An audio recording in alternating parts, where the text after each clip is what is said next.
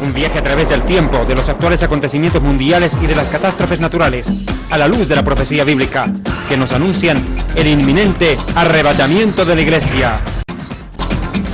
Jesucristo dijo: cuando estas cosas comiencen a suceder, erguíos y levantad vuestras cabezas, porque vuestra redención está cerca. Bajo la conducción del Dr. David Diamond, conferencista judío cristiano.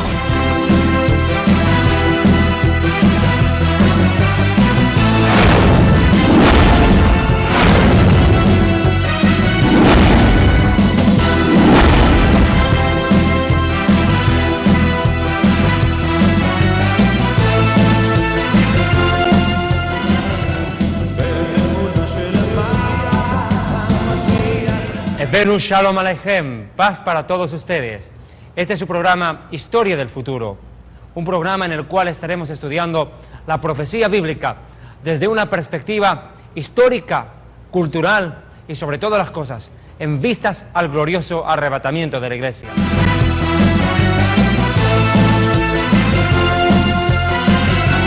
De entrada nada más, y para comenzar este ciclo de Historia del Futuro, estudiando la profecía bíblica, comenzaremos en detalle un estudio sobre el arrebatamiento de la Iglesia, su implicancia y su inminencia. Definitivamente todos los acontecimientos políticos, sociales, económicos y religiosos que vive el mundo entero están anunciando a gritos que algo está a punto de ocurrir, y es el arrebatamiento del pueblo de Dios.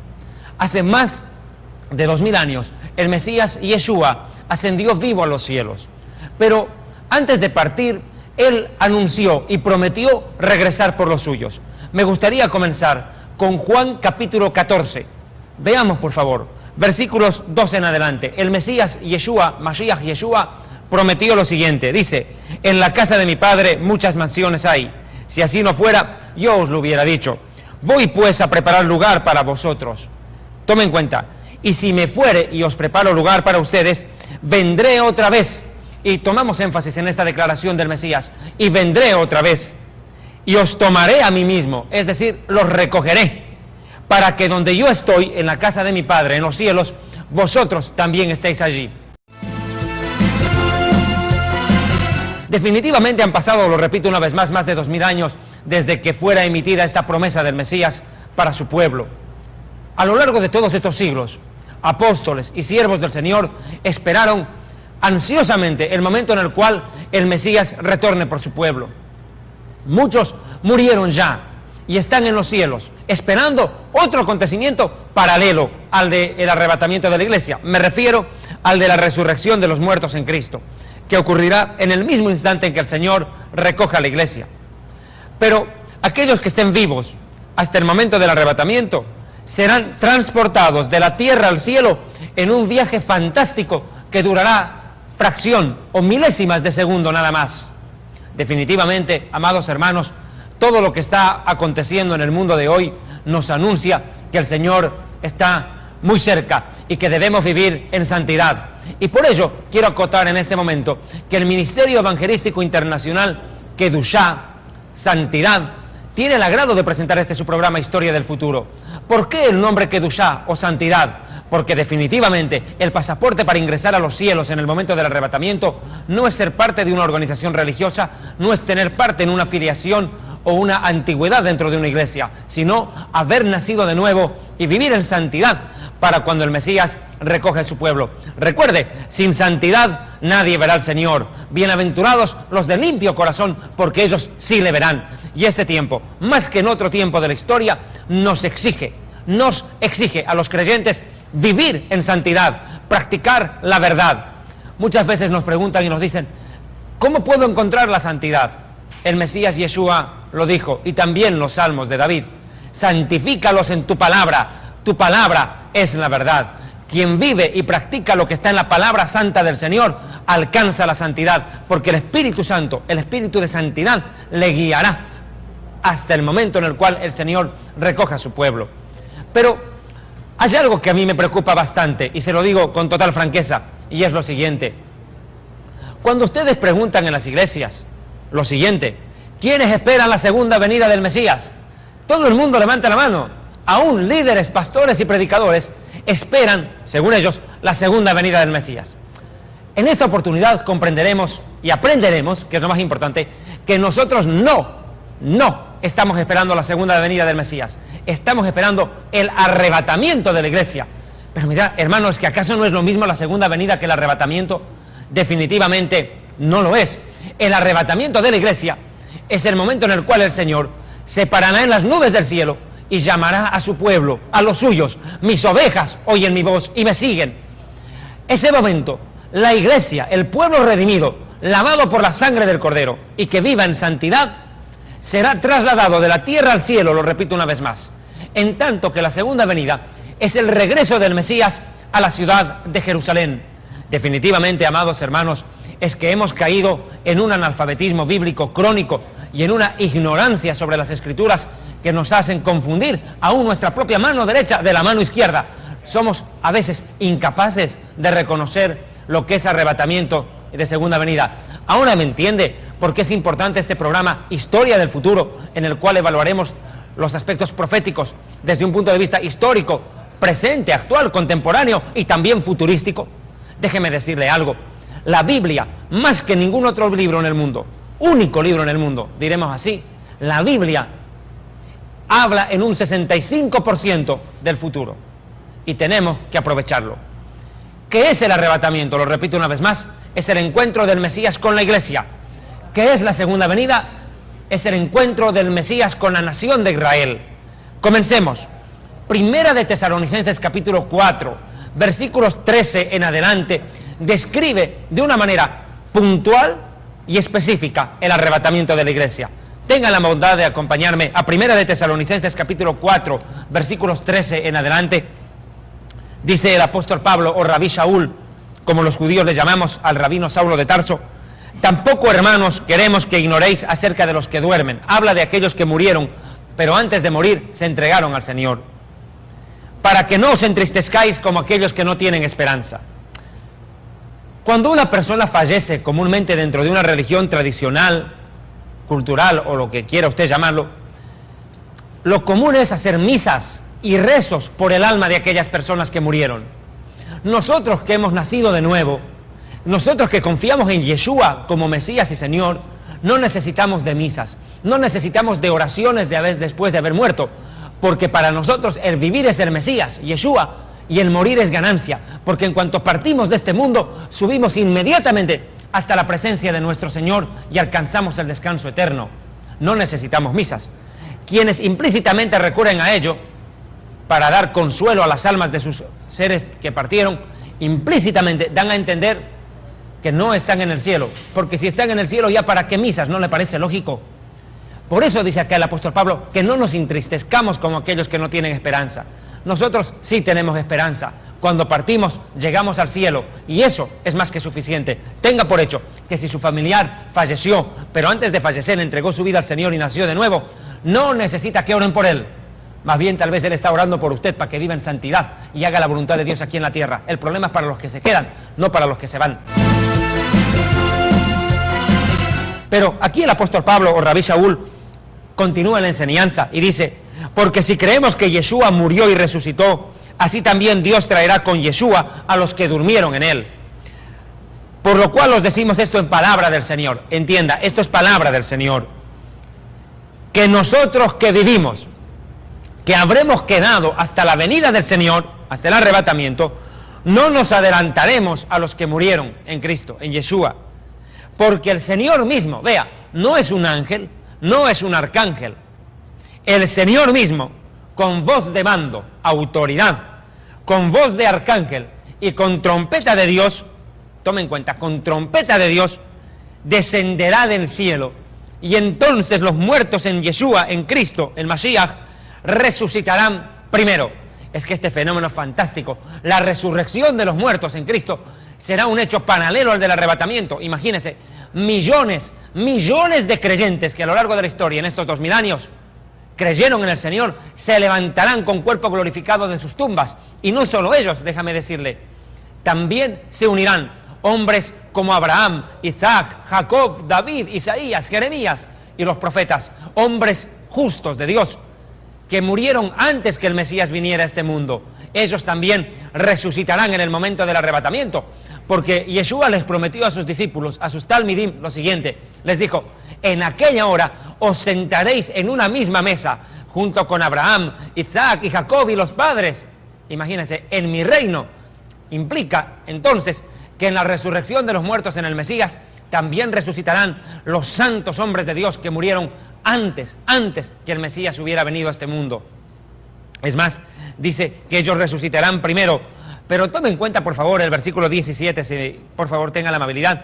Luego nosotros, los que vivimos, los que habremos quedado, seremos arrebatados. Tomen en cuenta esta declaración. Seremos arrebatados, tomados de golpe. Enseguida explico la palabra arrebatamiento.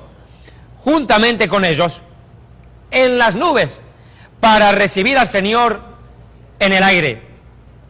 En el aire. Y así estaremos por siempre con el Señor. ¿Qué es lo que me preocupa de esto? Que a lo largo de este tiempo, mucha cantidad de predicadores de distinto origen y nacionalidad están haciendo una revisión sobre la profecía bíblica, están cambiando su doctrina profética. Muchos han negado la existencia del arrebatamiento. ¿Se da cuenta? Hay predicadores y teólogos que dicen que el arrebatamiento es una fábula y que no existe. Si fuera así, ¿qué hacemos entonces con estos dos pasajes? Juan, en el cual el Señor dice, vendré otra vez y los recogeré, los tomaré a mí mismo. Y aquí dice, seremos arrebatados. Si es de que no existe el arrebatamiento, entonces, ¿qué es lo que estamos esperando? Es realmente preocupante y atroz lo siguiente. Muchos niegan el arrebatamiento, dicen que no existe. Pero en la Escritura hay muchos arrebatamientos. Empecemos. Enoc fue arrebatado al cielo, fue llevado vivo al cielo, no murió. Enoc nunca se enteró lo que es la tumba, la sepultura, la muerte. Enoc fue llevado vivo antes del diluvio a los cielos. Otro caso, Eliahu Hanabí, como lo llamamos los hebreos, el profeta Elías, fue llevado vivo a los cielos y Eliseo se quedó en su lugar. Otro caso patente y palpable es cuando Felipe se acercó a predicarle al eunuco. ¿Y qué ocurrió al eunuco etíope? ¿Recuerda usted la historia? Y dice que después de haberle predicado y bautizado, desapareció de la vista del eunuco. Desapareció, simplemente desapareció. Y aquí quiero explicar la palabra arrebatar. La palabra arrebatamiento proviene de la palabra griega arpazo. Entienda, por favor, que el Brit Hadashah, el Nuevo Pacto, el Nuevo Testamento, en su mayoría, no la totalidad obviamente, fue escrito en griego. Y entonces la palabra arpazo, para arrebatamiento, implica la idea de ser tomado de golpe y trasladado de inmediato de un lugar a otro. Y eso es lo que ocurrirá con la iglesia en el momento cuando suene la trompeta de Dios. La iglesia, el pueblo redimido, lavado por la sangre del Mesías, comprado a precio de sacrificio del Hijo de Dios, será llevado en un instante, en un abrir y cerrar de ojos, enseguida lo veremos, a los cielos. Y quiero, por favor, comprobar precisamente esta cita con Primera de Corintios, capítulo 15, versículos 51 y 52, que dicen lo siguiente: he aquí os digo un misterio. Mire la declaración de Rabí Shaul, del apóstol Pablo. He aquí os digo un misterio. ¿Qué es misterio? Eso es lo que tenemos que entender ahora. ¿Qué es misterio? ¿Misterio es secreto? No. Definitivamente, misterio no es un sinónimo de secreto. Secreto es algo que se oculta, que se calla, que no se revela. Deuteronomio, Devarim 29:29, el último libro de la Torá o del Pentateuco, Moshe Rabbeinu, nuestro rabino Moisés, decreta y dice: porque las cosas reveladas son nuestras, los secretos le pertenecen al Señor, solo lo revelado nos pertenece a nosotros y a nuestros hijos. Entienda que hay cosas que son secreto de Estado, secreto del Rey de Reyes y Señor de Señores, cosas que Él no revela. Un ejemplo de ellas, claro, como no, hay uno de ellos, y me parece importante decirlo. ¿Cuándo será el arrebatamiento de la iglesia? ¿Quién lo sabe? Nadie, absolutamente nadie. Ese es un secreto del Señor, nadie lo sabe. Pero misterio no es lo mismo que secreto. Misterio es una verdad espiritual que se revela al hombre por medio de parábolas o de su misma palabra de una manera directa y frontal. Un misterio es lo que ocurrirá en el momento de la resurrección de los muertos en Cristo. Es una cosa que no se lo vio jamás en detalle, que hay muestras de resurrecciones en el Antiguo Testamento. Obviamente que sí, el Tanaj o Antiguo Testamento registra resurrecciones. Pero algo como lo que ocurrirá en el arrebatamiento es algo misterioso. Cuando ocurra, se lo comprenderá plenamente, pero ya la palabra lo está anunciando. Misterio es algo que se puede conocer, es algo que se puede comprender por medio de la revelación de la palabra del Señor a través del Ruach HaKodesh, del Espíritu Santo. Ahora, ¿cuál es el misterio del cual habla Rabí Shaul en este pasaje? Dice la Escritura, no todos dormiremos. ¿Qué quiere decir con ello? No todos van a llegar a la tumba para el día del arrebatamiento. Algunos van a estar vivos en el momento del arrebatamiento. Vea usted, no todos los creyentes llegan a la tumba, sino que muchos estarán vivos y serán arrebatados, los otros resucitados. Dice, no todos moriremos, pero eso sí, todos seremos transformados. Claro, porque cuando suene la trompeta del Señor desde los cielos y se levante a la iglesia hasta la presencia del Señor, Rey de Reyes y Señor de Señores, en ese momento ocurrirá una transformación en el cuerpo de las personas. Los que estén vivos tomarán en un segundo, un cuerpo sobrenatural, un cuerpo que no se enferma, un cuerpo que no sufre de cáncer, de amputaciones, de cegueras, de sorderas, un cuerpo que no vuelve a morir, un cuerpo sobrenatural, un cuerpo celestial, y con ese cuerpo celestial ascienden a los cielos. Pero ¿qué de aquellos que murieron con su esperanza en el Señor? Ellos saldrán de las tumbas, no con un cuerpo de carne, hueso y sangre, sino con un cuerpo espiritual, con un cuerpo sobrenatural, con un cuerpo celestial. Y ellos también ascenderán a los cielos. Dice, todos seremos transformados en un momento, y présteme atención a esto, en un momento será el arrebatamiento. Es una cosa de un momento, no es un proceso que lleve 3 meses llevar a la iglesia al cielo, suba un grupo por acá, otro grupo por allá. No, el arrebatamiento es en un momento, es algo absoluto, y en un momento será, en un abrir y cerrar de ojos. Y quiero explicar esta declaración, abrir y cerrar de ojos, fracción de segundos. Un astronauta de la NASA que pretende hacer un viaje espacial necesita contar, primero, obviamente, con la nave espacial. Una nave espacial cuesta cientos de millones de dólares, pero el astronauta no solamente necesita entrar dentro de la cápsula para ser lanzado al espacio.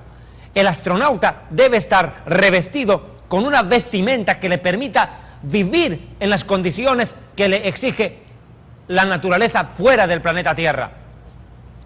Tienen que hacerle un traje para el astronauta que está valuado, escuche muy bien, por lo menos en 15 millones de dólares.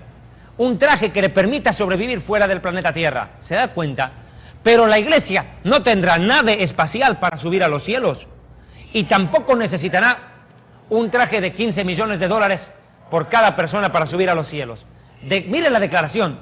Dice, en un momento, en un abrir y cerrar de ojos, la iglesia sube no con traje espacial, sino con cuerpo glorificado.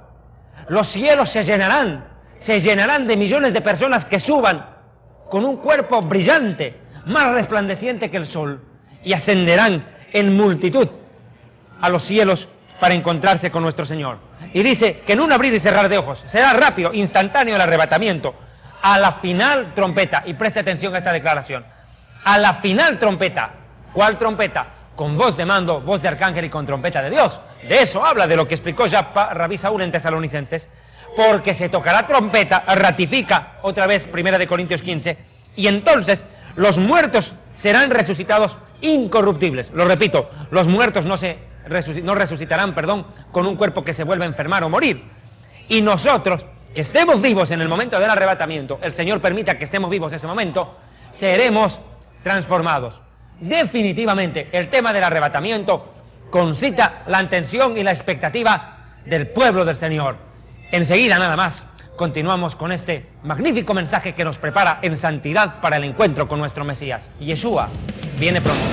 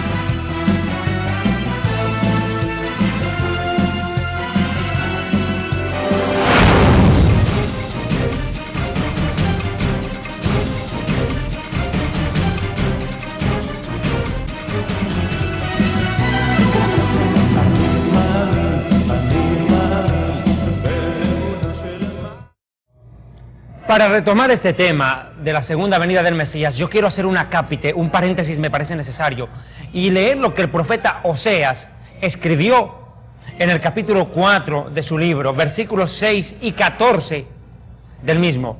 Dice Oseas, de parte del Señor: mi pueblo fue destruido porque le faltó conocimiento. Además, por cuanto desechaste el conocimiento, yo te echaré del sacerdocio, y porque te olvidaste de la ley de Adonai tu Dios. Por tanto, el pueblo sin entendimiento perecerá. Qué tremenda esta declaración del profeta Oseas.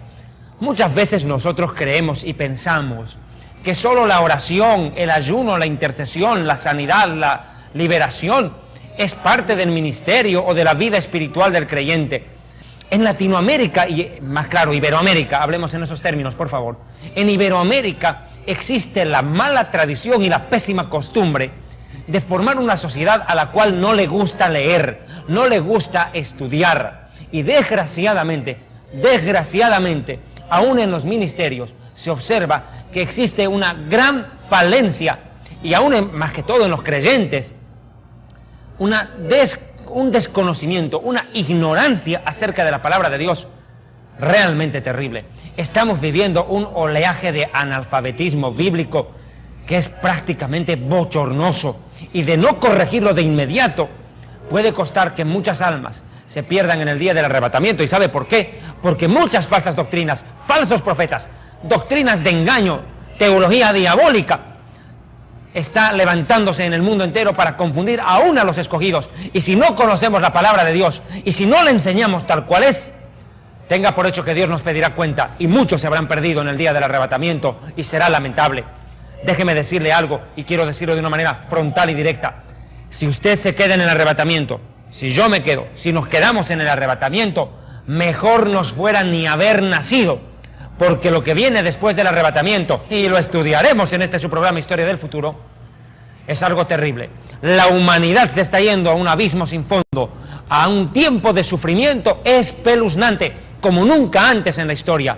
El Mesías Yeshua dijo que habrá gran sufrimiento en la tierra, como nunca antes hubo desde que el hombre fue creado, ni lo volverá a ver. Definitivamente, lo que la gente vivió antes del diluvio o antes de Sodoma y Gomorra es pequeño, quedará corto con relación al sufrimiento que el Apocalipsis y los demás libros de la Escritura proféticamente nos anuncian. En el que un gran porcentaje del mundo desaparece. Si los verdaderos creyentes desaparecen de sus autos, los autos van a chocar, los aviones se van a estrellar y los botes van a hundirse. Habrá un gran caos. Una vez que suceda el rapto, sucederá el peor período en la historia de la humanidad.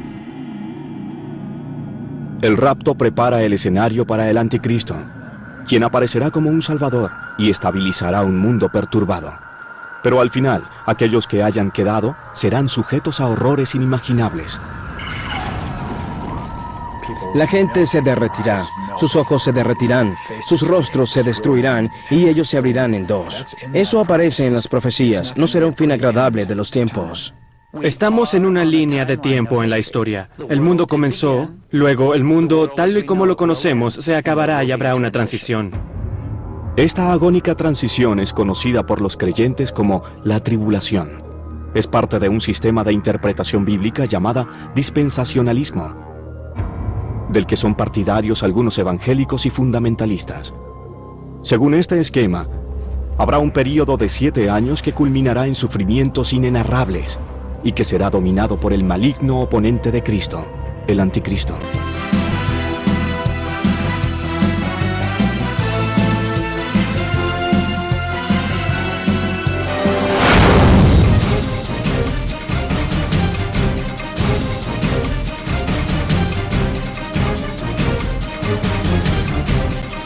Hoy necesito explicar qué es la segunda venida del Mesías. El arrebatamiento, hemos dicho, es el encuentro del Mesías con la iglesia.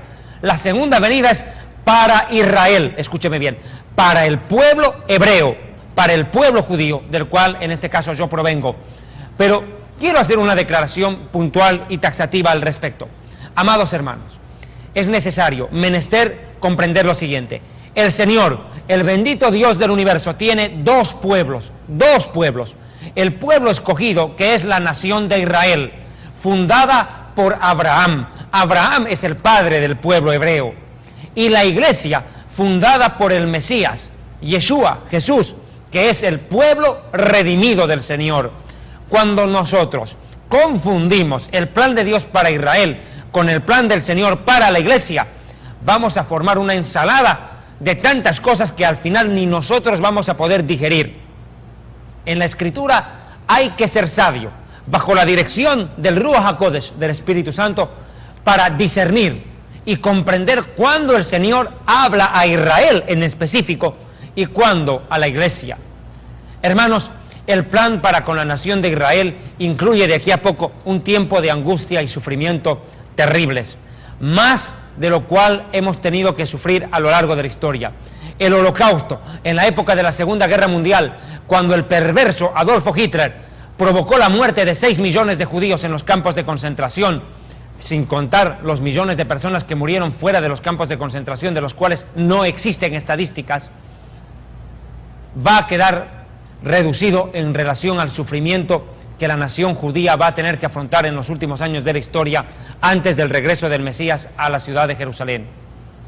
Pero quiero dejarle claro, la segunda venida del Mesías es el regreso del Rey, del Hijo del Bendito, a la ciudad de Jerusalén.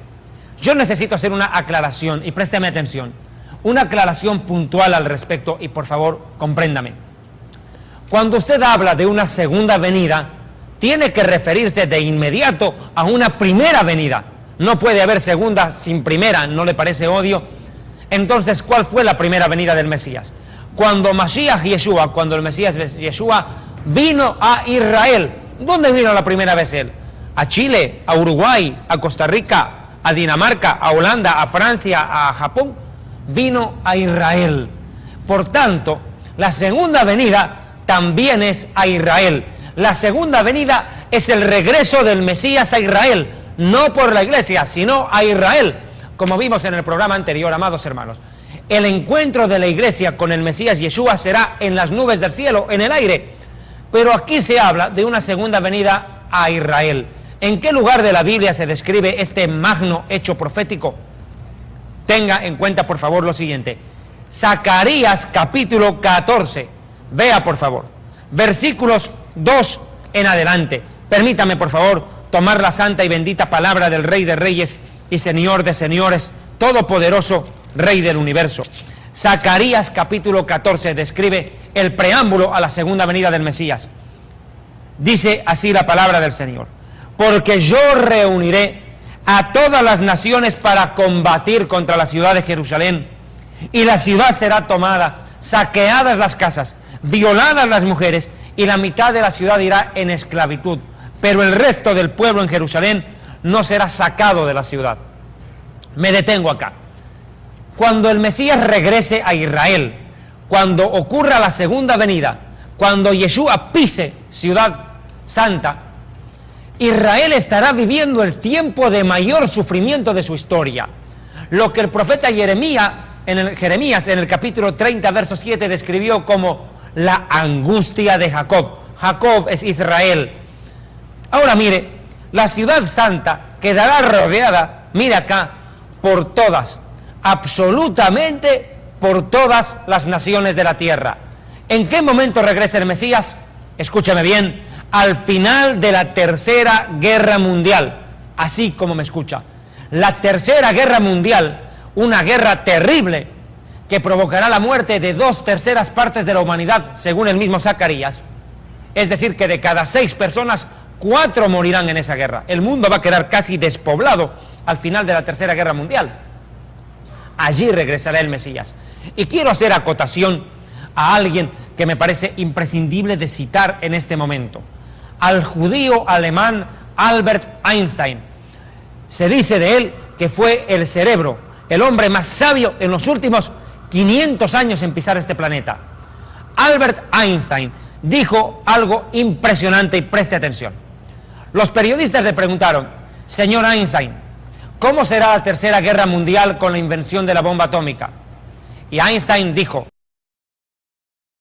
no me pregunten cómo será la Tercera Guerra Mundial, pregúntenme cómo será la Cuarta Guerra Mundial.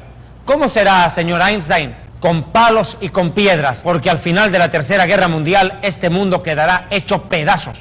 El Armagedón, me anticipo a la prédica que tendremos en específico con respecto a este tema del Armagedón, será la batalla de los chinos, 200 millones de soldados chinos, como lo dice el Apocalipsis, enfrentándose a todas las naciones del mundo.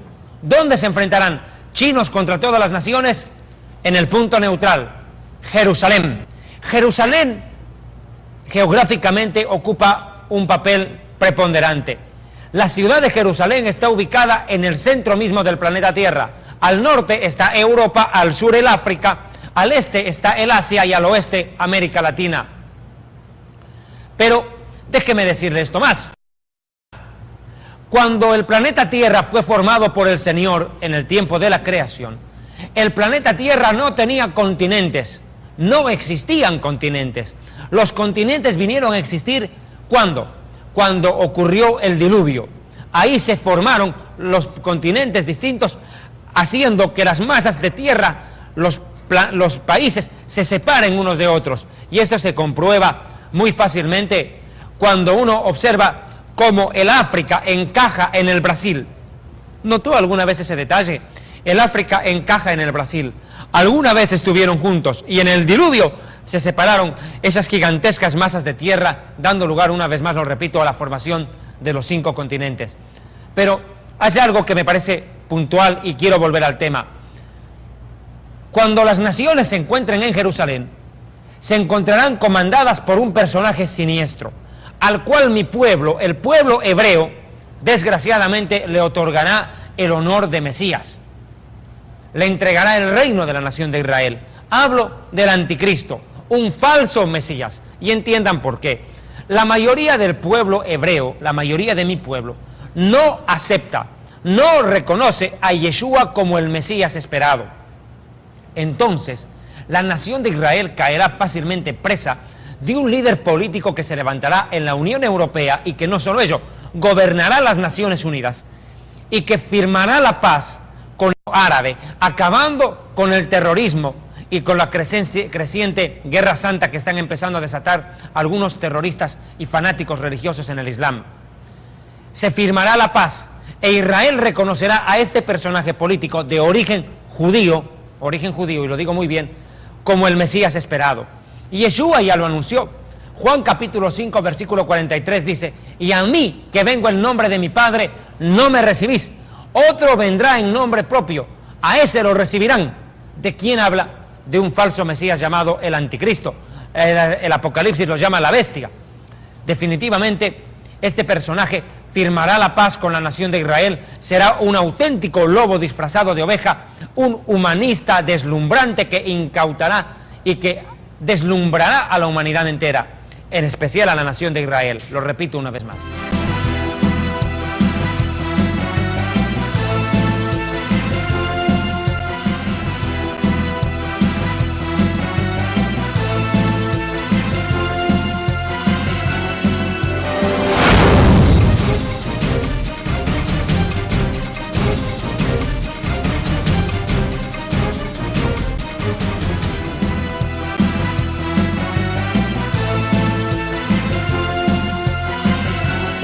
El grupo de los 4 lo forman los Estados Unidos, la ONU, la Unión Europea y Rusia. Ellos diseñaron un mapa para resolver el problema entre Israel y Palestina. Esto que acabo de decir no suena como un tratado de paz. Será uno de los primeros en la historia en ser un verdadero líder mundial. Es decir, controlará el mundo. Bienaventurados los pacificadores es una conocida frase de la Biblia, pero Lindsay ayudó a popularizar la noción de que el pacifismo será el principal disfraz del anticristo.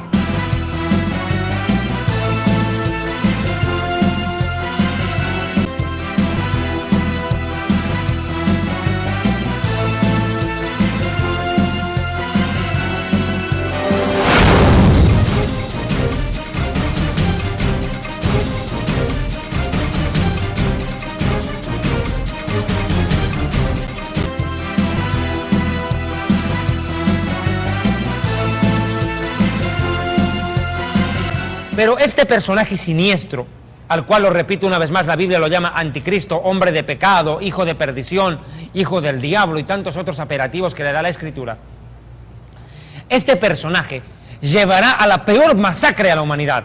En principio firmará la paz con Israel, lo he dicho, pero luego provocará la Tercera Guerra Mundial. Y esta Tercera Guerra Mundial no se detendrá, no parará, escúcheme bien, no parará hasta la batalla del Armagedón, cuando 200 millones de soldados chinos se tengan que enfrentar a una multitud de todas las naciones comandadas por el anticristo. Y todo eso tendrá lugar en la ciudad de Jerusalén. Cuando la situación se haga tan terrible y grave, ese momento descenderá el Mesías desde los cielos. Acá dice en el versículo 3, después saldrá el Señor, Adonai, y peleará con las naciones. La primera venida del Mesías, cuando Yeshua vino por primera vez a Israel, vino como cordero. En la siguiente vendrá como león. En la primera venida vino para servir. En la siguiente viene para gobernar. En la primera venida vino a morir a favor de los pecadores. En la segunda viene a matar y a destruir, a arrasar con los enemigos de la nación de Israel. Se dio cuenta que primera venida no había sido lo mismo que segunda venida no había sido lo mismo que arrebatamiento.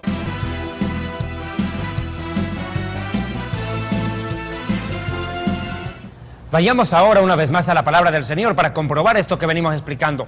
Zacarías 14, verso 3. Tome en cuenta, por favor. Después de esto saldrá el Señor. Mire, después de semejante masacre donde las mujeres son violadas, saqueadas las casas, la ciudad de Jerusalén, todo un desorden, un desastre por el bombardeo, saldrá después de esto el Señor y peleará con aquellas naciones. Mire usted, peleará. Y enseguida vamos a comprobar este pasaje con el Apocalipsis. Dice, peleará con aquellas naciones, las que ataquen a Israel, como peleó en el día de la batalla. Y mire la declaración del verso 4, es impresionante. Y se afirmarán sus pies en aquel día sobre el monte de los olivos, que está enfrente de Jerusalén, al oriente. ¿Se da cuenta usted? El regreso del Mesías a Israel implica el descenso hasta el monte de los olivos. ¿Recuerda usted que cuando Yeshua se despidió de sus talmidim, de sus discípulos, los bendijo? ¿De dónde ascendió hasta los cielos? ¿Lo recuerda? Fue desde el mismo monte de los olivos. Se despidió allí de sus discípulos. Ascendió a los cielos resucitado. Y ahí, a ese mismo monte, descenderá en la segunda venida. Al monte de los olivos, que está enfrente de Jerusalén, al oriente. ¿Y qué pasará con el monte de los olivos? Vea usted. Y el monte de los olivos se partirá por la mitad. Mire la declaración. Se partirá por la mitad hacia el oriente, hacia el occidente, y formará un gran valle. En ese valle, que se llama Valle del Armagedón, tendrá lugar el enfrentamiento del Mesías contra el anticristo y el de los ángeles del cielo contra los ejércitos de la bestia.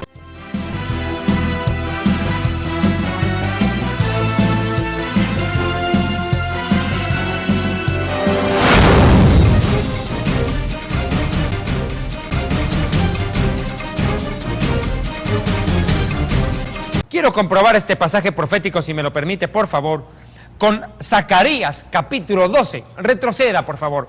Zacarías capítulo 12, versículo 2. Dice así la palabra del rey.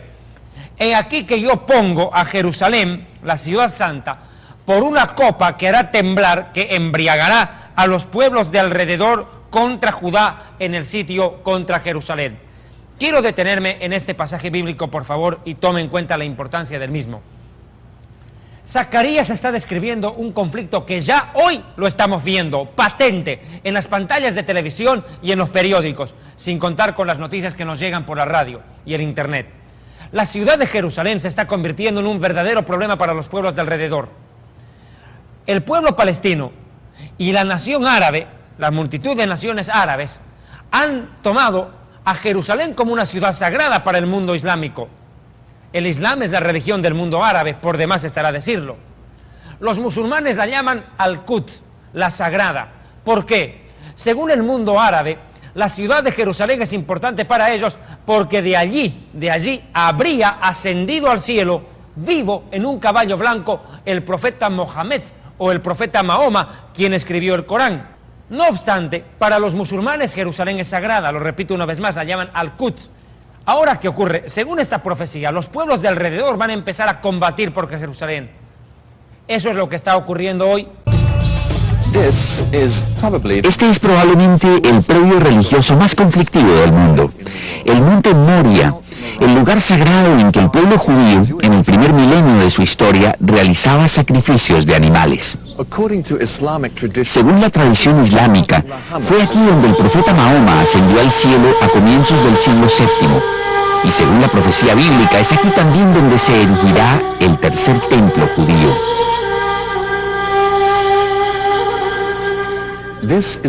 Aquí se aprecia la mezquita de Umar, construida el año 688 después de Cristo. Se la llama también el Domo de la Roca, ya que dentro de ella se encuentra la roca sobre la que Abraham iba a sacrificar a Isaac.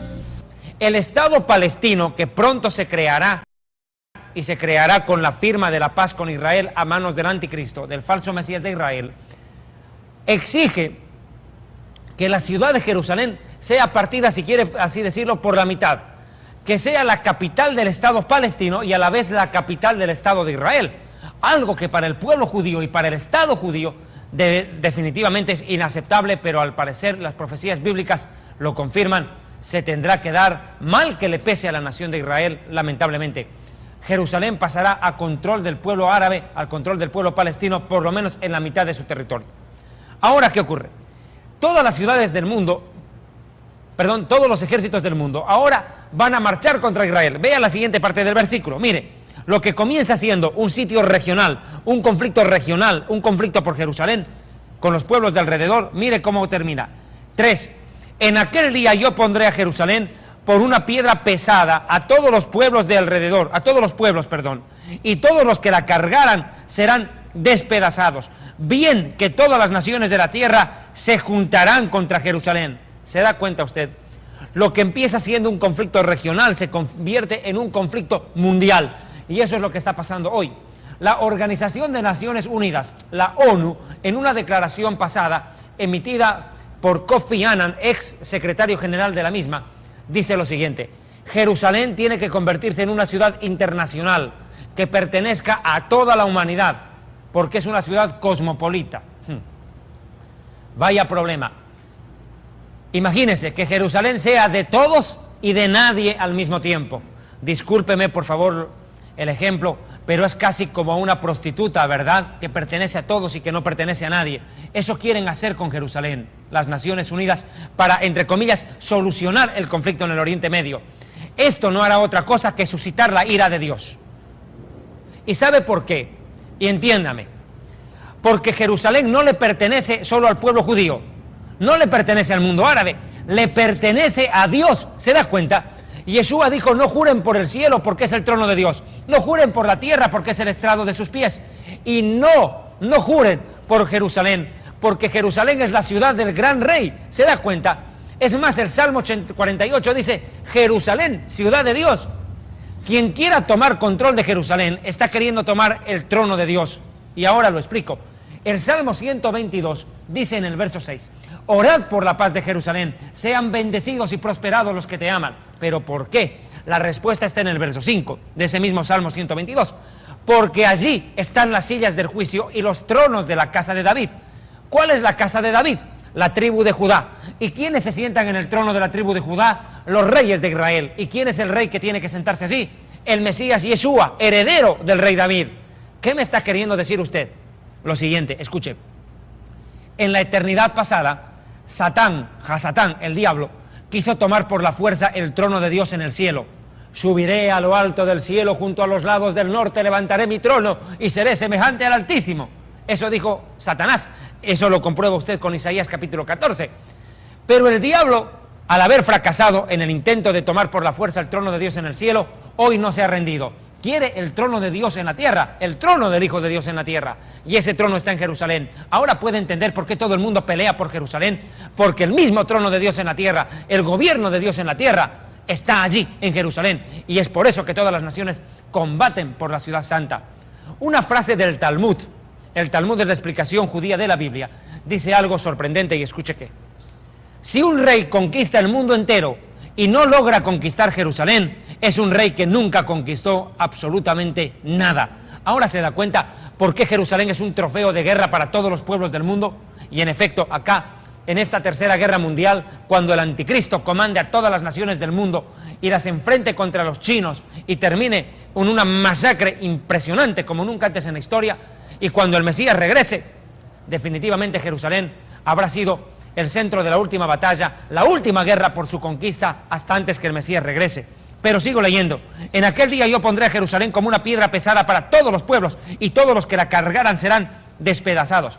Definitivamente para las Naciones Unidas, para la ONU, el problema de Jerusalén es una piedra pesada que no la pueden cargar. El peso los está aplastando. Ya no saben cómo resolver el conflicto de Jerusalén. ¿A quién entregar el dominio de esa ciudad? Si permanecer en dominio hebreo o entregar una parte a los palestinos. Y aquí quiero hacer una aclaración puntual y aprovecho, si me lo permiten, de matar dos pájaros de un tiro. Vea por favor Zacarías 12:3. Dice: en aquel día yo pondré a Jerusalén como piedra pesada a todos los pueblos. Todos serán despedazados. Perdón, el versículo 2, cometí un error, permítame.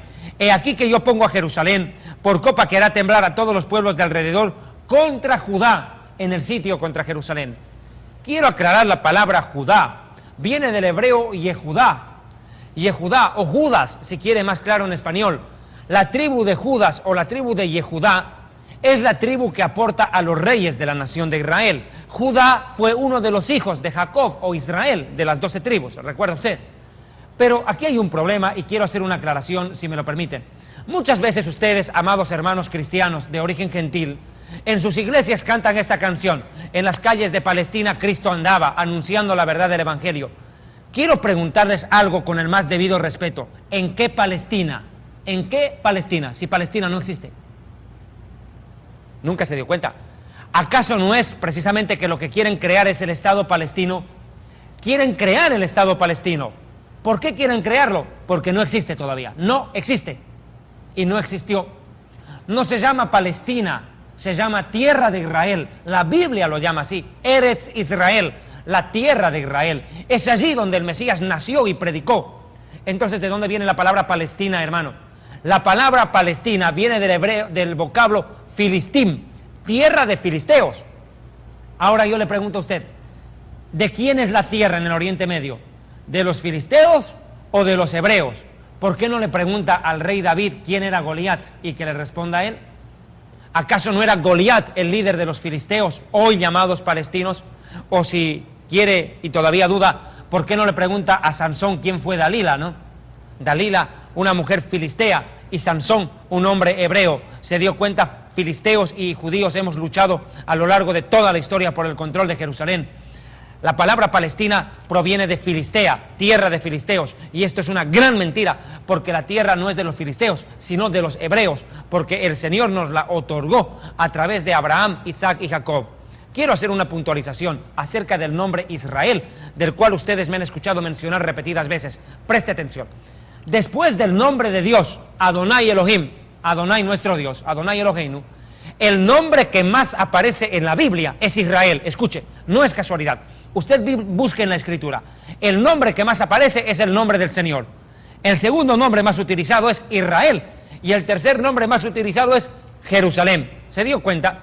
Es más, quiero hacer una distinción. Si usted escribe el nombre Israel de arriba para abajo, va a aprender algo interesante. Escriba Israel de arriba para abajo, posición vertical. I de Isaac y de Jacob. S de Sara. R de Raquel y de Rebeca. A de Abraham. E de Esaú. L de Lea. ¿Se dio cuenta usted? Todos los padres y las madres de la nación hebrea están en el nombre Israel, que dicho sea de paso significa además príncipe del Señor, o el que lucha con la ayuda de Dios y vence.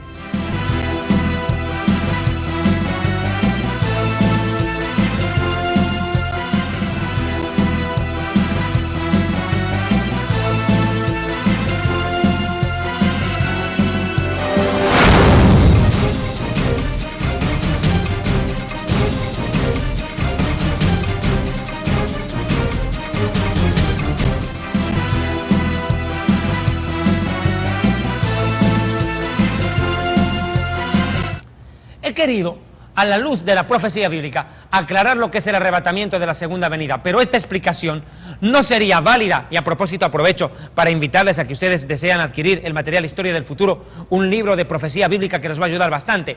Y quisiera tomar de este pasaje un versículo bíblico que me parece importante y no lo puedo soslayar este momento. Apocalipsis capítulo 19, la segunda venida del Mesías en el Nuevo Testamento. Vea usted, el Nuevo Testamento habla de arrebatamiento y el Antiguo Testamento no lo hace. En cambio, escúcheme bien, en el Nuevo Testamento están el arrebatamiento y la segunda venida muy bien diferenciados y bien explicados. Aclaro, entre el arrebatamiento y la segunda venida de Cristo, de Mashiach, hay 7 años de diferencia. Escúcheme bien, 7 años de diferencia entre el arrebatamiento y la segunda venida. En el siguiente programa estudiaremos eso con más detalle.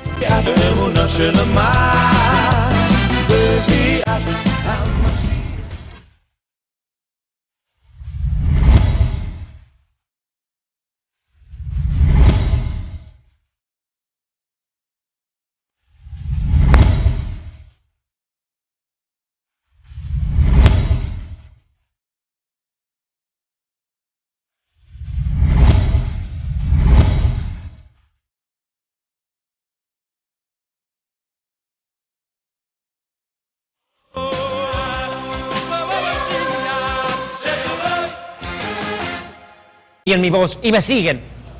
Ese momento, la iglesia, el pueblo redimido, lavado por la sangre del Cordero, y que viva en santidad, será trasladado de la tierra al cielo, lo repito una vez más, en tanto que la segunda venida es el regreso del Mesías a la ciudad de Jerusalén. Definitivamente, amados hermanos, es que hemos caído en un analfabetismo bíblico crónico y en una ignorancia sobre las Escrituras que nos hacen confundir aún nuestra propia mano derecha de la mano izquierda. Somos a veces incapaces de reconocer lo que es arrebatamiento de segunda venida. Ahora me entiende por qué es importante este programa Historia del Futuro, en el cual evaluaremos los aspectos proféticos desde un punto de vista histórico, presente, actual, contemporáneo y también futurístico. Déjeme decirle algo. La Biblia, más que ningún otro libro en el mundo, único libro en el mundo, diremos así, la Biblia habla en un 65% del futuro. Y tenemos que aprovecharlo. ¿Qué es el arrebatamiento? Lo repito una vez más, es el encuentro del Mesías con la iglesia. ¿Qué es la segunda venida? Es el encuentro del Mesías con la nación de Israel. Comencemos. Primera de Tesalonicenses capítulo 4, versículos 13 en adelante, describe de una manera puntual y específica el arrebatamiento de la iglesia. Tengan la bondad de acompañarme a Primera de Tesalonicenses capítulo 4, versículos 13 en adelante. Un programa en el cual estaremos estudiando la profecía bíblica desde una perspectiva histórica, cultural y sobre todas las cosas en vistas al glorioso arrebatamiento de la iglesia.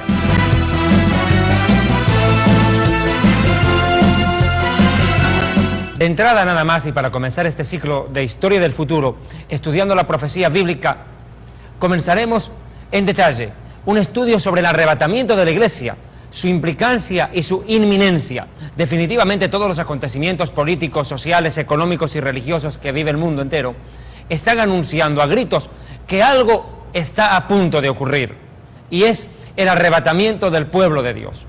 Hace más de 2000 años, el Mesías Yeshua ascendió vivo a los cielos, pero antes de partir, Él anunció y prometió regresar por los suyos. Me gustaría comenzar con Juan capítulo 14. Veamos, por favor, versículos 2 en adelante. El Mesías Yeshua, Mashiach Yeshua, prometió lo siguiente. Dice: en la casa de mi Padre muchas mansiones hay. Si así no fuera, yo os lo hubiera dicho. Voy pues a preparar lugar para vosotros. Tomen en cuenta. Y si me fuere y os preparo lugar para ustedes, vendré otra vez.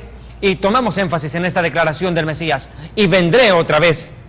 Y os tomaré a mí mismo, es decir, los recogeré, para que donde yo estoy, en la casa de mi Padre, en los cielos, vosotros también estéis allí.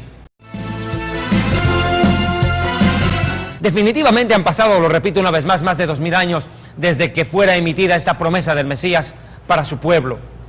A lo largo de todos estos siglos, apóstoles y siervos del Señor esperaron ansiosamente el momento en el cual el Mesías retorne por su pueblo.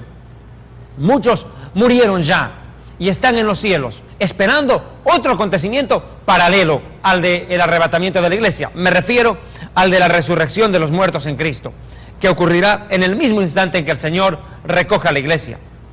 Pero aquellos que estén vivos hasta el momento del arrebatamiento serán transportados de la tierra al cielo en un viaje fantástico que durará fracción o milésimas de segundo nada más.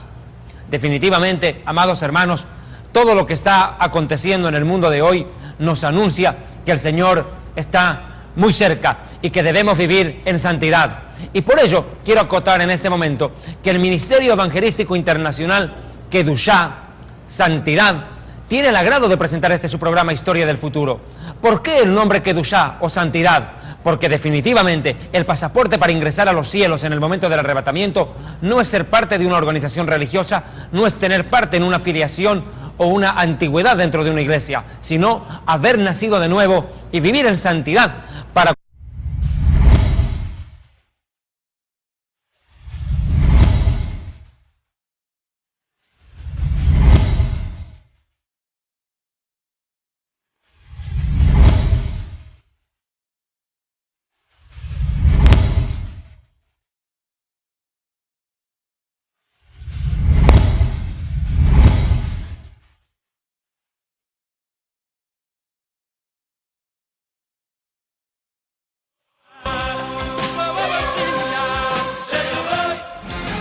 un viaje a través del tiempo, de los actuales acontecimientos mundiales y de las catástrofes naturales, a la luz de la profecía bíblica, que nos anuncian el inminente arrebatamiento de la iglesia. Jesucristo dijo: cuando estas cosas comiencen a suceder, erguíos y levantad vuestras cabezas, porque vuestra redención está cerca. Bajo la conducción del Dr. David Diamond, conferencista judío cristiano.